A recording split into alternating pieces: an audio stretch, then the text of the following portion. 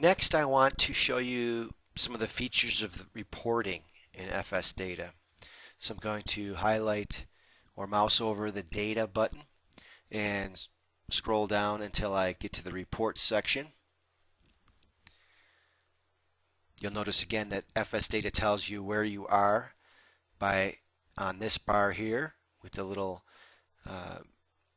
caret that points at reports. And I have several different there are several different reports that are already populated in FS Data. There is a data import report which will show me what data was imported from external data files. For example, Insight data files or Floware data files. I have a data summary report which will give me a summary of my flow data either in daily, weekly, or monthly forms. We have an event log report which will tell me the various events that may have happened at my site. There's a tabular data report which essentially gives us a report that is exportable in CSV or TSV file format. There's also communication reports, sample history reports, site alarm reports, user login reports, user action reports. And the user action reports is kind of a nice one. This tells us who, what time, and what day certain changes may have been made to the site setup, for example. So say the logging interval was changed, which we'll talk about in a later section, but let's say the data logging was changed from a 15 minutes to 5-minute interval. And in the user actions report, it will tell me when that change was made and who made that change. There's also the option of using a call alarm report. To keep it brief and simple, we're going to just use what I believe will be the most popular report type, and that is the data summary report.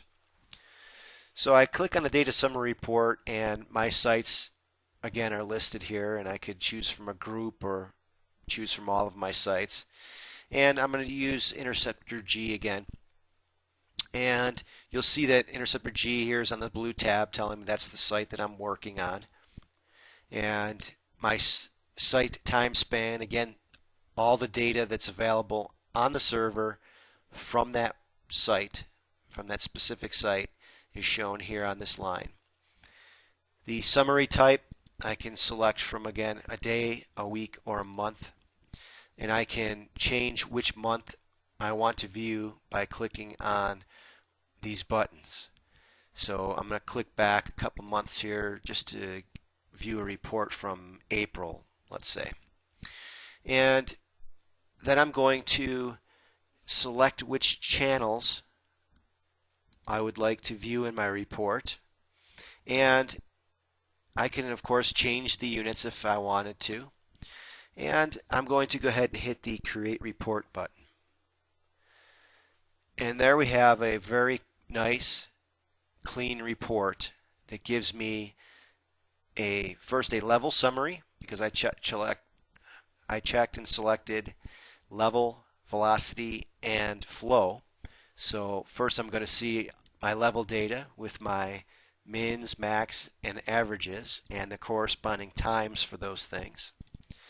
And a summary up on the top here. So there's a daily here and the summary on the top of each section. And if I scroll down through the report, page 2 here, in this case, is the velocity summary.